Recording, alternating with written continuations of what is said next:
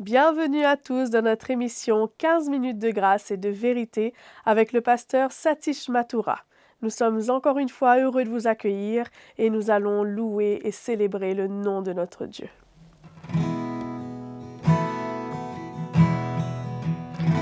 Seigneur, je cherche ta face, brisée devant toi, je n'ai qu'un seul désir, c'est t'aimer, t'adorer du fond de mon cœur, du fond de mon âme à jamais. Seigneur, je viens à ta croix, soumettre ma vie là où tu me fais grâce, là où tu me guéris du fond de mon cœur, du fond de mon âme à jamais. Je me courbe à tes pieds, je me courbe à tes pieds, je viens me prosterner devant toi, mon sauveur, mon roi.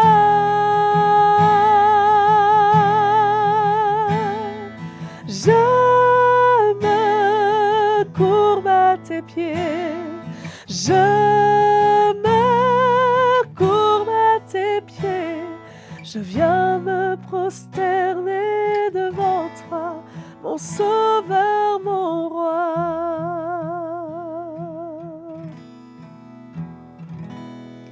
Alléluia. Très bonne écoute à vous. Bienvenue dans votre nouveau épisode de 15 minutes de grâce et de vérité. Merci Maëva pour ce moment de louange. On a été vraiment encouragés, bénis, merci.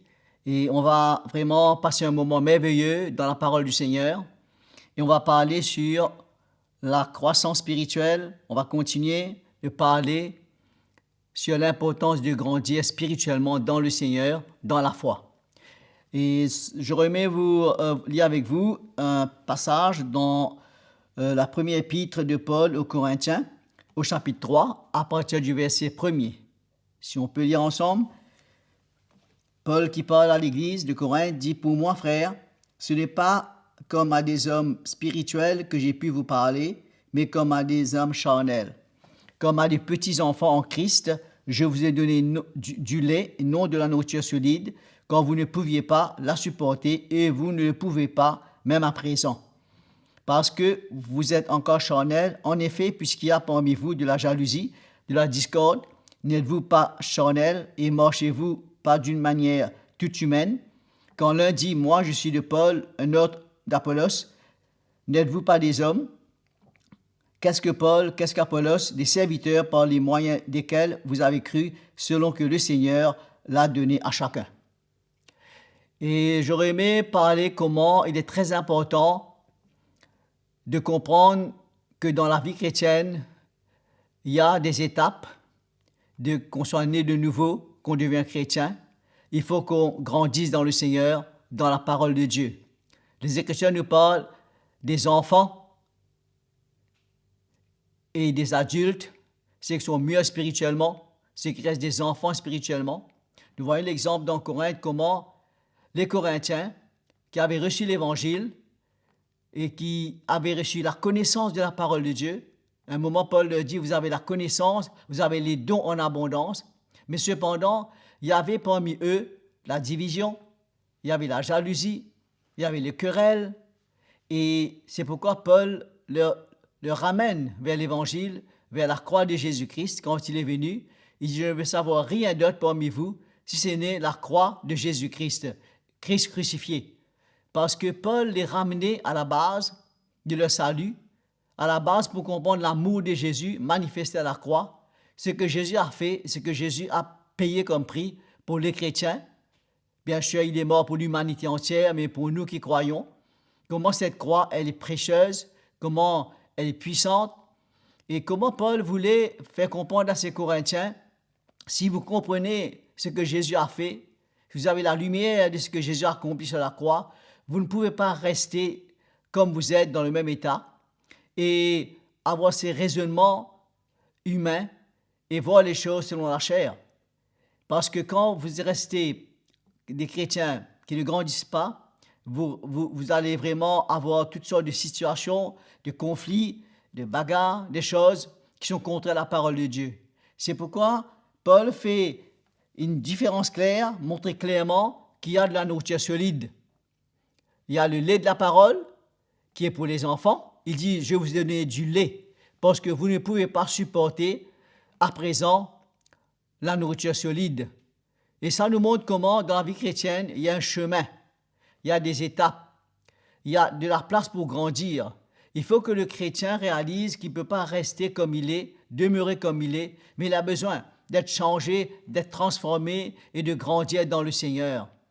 Et ce n'est pas naturellement parce qu'on est chrétien qu'on va grandir tout naturellement sans qu'on puisse vraiment nous-mêmes rechercher et désirer entendre la voix du Seigneur, à recevoir la parole de Dieu et à demeurer dans l'enseignement des apôtres.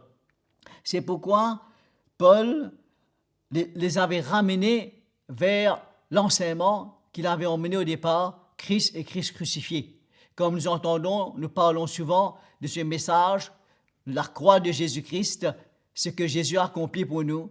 Si un chrétien comprend l'œuvre de la croix et l'amour de Dieu qui a été manifesté, le prix que Jésus a payé, je crois qu'il va vraiment avoir ce cœur pour s'identifier à Jésus-Christ, pour devenir comme le Seigneur et pour laisser le Seigneur travailler sa vie, le former et le façonner.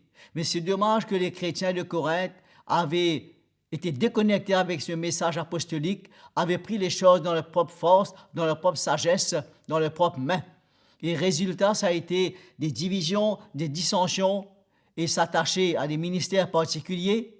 Et Paul dit quelque part, est-ce que Christ est-il divisé? Est-ce que Paul est mort pour vous?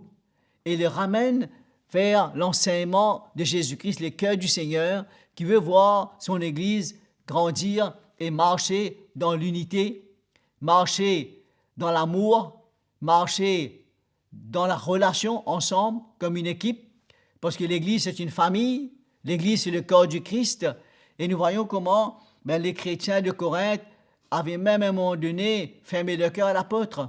Ils avaient commencé à prendre leur vie un peu dans leurs propres mains.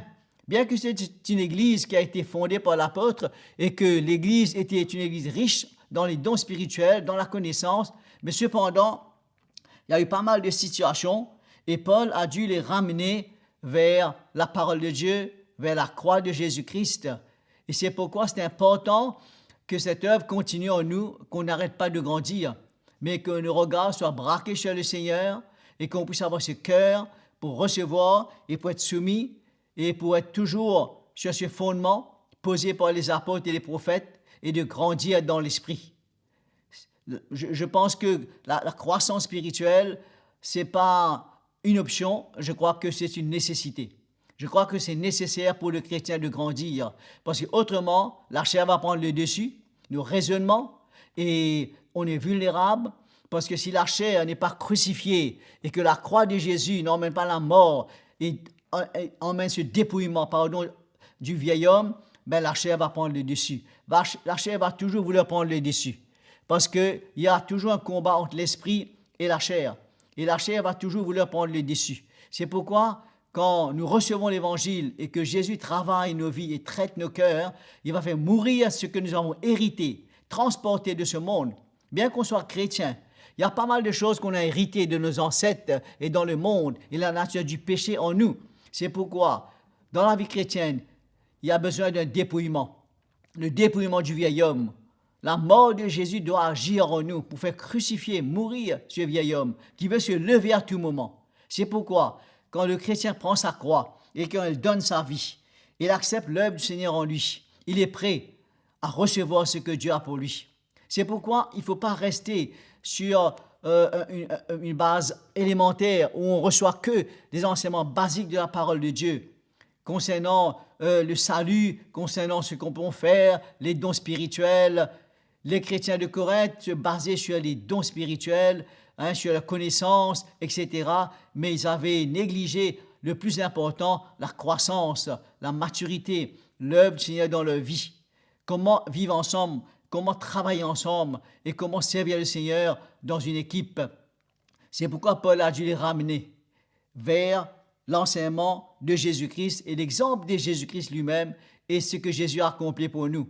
Si Jésus est mort pour nos péchés, s'il est allé à la croix pour nous, il a versé son sang pour nous, son amour a été manifesté, on doit avoir en nous les mêmes sentiments et la même attitude. Notre vie doit s'identifier, s'aligner avec ce que Jésus a fait sur la croix. Et nous savons que ce que Jésus a fait sur la croix, ce n'est pas seulement pour le salut, ce n'est pas seulement pour qu'on puisse avoir la vie éternelle. Ça, c'est vrai, ça, c'est la base. Ça, c'est un grand cadeau qu'on reconnaît et qu'on bénit le Seigneur. Mais la croix de Jésus, c'est pour vraiment nous emmener à grandir. L'instrument que Dieu va utiliser, c'est ce qu'il a fait à la croix pour le chrétien. Parce que sur la croix, Jésus a tout accompli. Il n'a rien oublié. Il n'y a pas d'autre chemin, il n'y a pas d'autre moyen, il n'y a pas d'autre solution. C'est pourquoi Paul voulait emmener ses chrétiens à voir et à comprendre ce que Jésus a fait. Non pas de demeurer dans l'enseignement seulement de la parole, dans toutes sortes d'interprétations de la parole de Dieu, mais il voulait faire comprendre l'expérience et la réalité de la vie chrétienne, les étapes que nous avons devant nous. C'est pourquoi c'est inévitable qu'il y aura des situations, des confrontations. On va être travaillé par le Seigneur, on va être exposé par le Seigneur. Mais la solution, c'est quand on réalise qu'on a besoin de grandir. On va pas finir de grandir. Le chemin de la maturité est long. C'est pourquoi il faut garder ce cœur toujours pour s'humilier et pour apprendre, pour être corrigé, pour être ouvert. Nous savons comment la chair va se justifier tout le temps. Il va s'opposer à l'esprit. Mais gloire à Dieu, quand on est disposé vraiment à servir le Seigneur, à vouloir grandir, on va accepter sa main dans nos vies, son intervention, d'être confronté et d'être corrigé et de se laisser dépouiller par l'œuvre du Seigneur en nous, par le Saint-Esprit, par ce travail précieux du Seigneur en nous. C'est pourquoi le Seigneur veut vraiment nous encourager.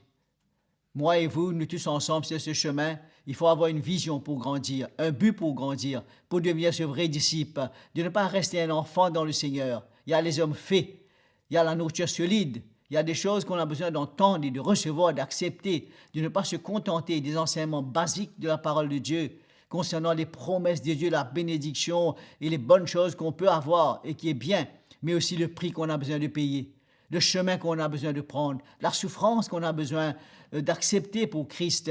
Non pas la souffrance selon le monde, mais la souffrance pour la cause de Jésus-Christ, pour l'Évangile, pour le glorifier et pour le servir. C'est pourquoi le Seigneur prend soin de nous. Nous sommes son peuple, nous sommes ses enfants, il nous aime. Et je veux vous encourager d'ouvrir vos cœurs et de recevoir tout ce que le Seigneur a pour vous, d'accepter ce chemin étroit, ce chemin resserré, mais qui est nécessaire. Jésus dit que ce chemin mène à la vie. Il y a la vie de Christ en nous quand on accepte de prendre ce chemin serré et qu'on laisse le Seigneur nous travailler, nous traiter et nous briser. Merci frères et sœurs, ça a été un grand plaisir pour moi d'avoir été avec vous, de passer ce moment ensemble autour de la parole de Dieu. Je vous donne rendez-vous pour une prochaine session. Que je vous bénisse et à très bientôt. Merci pour votre fidélité. Aimez, partagez cette vidéo, abonnez-vous à notre chaîne YouTube CTMI et n'oubliez pas de cliquer sur la cloche si vous ne voulez pas rater les prochains épisodes. Si vous avez des questions ou pourquoi pas un témoignage, écrivez-nous à l'adresse qui s'affiche sur votre écran. À très bientôt.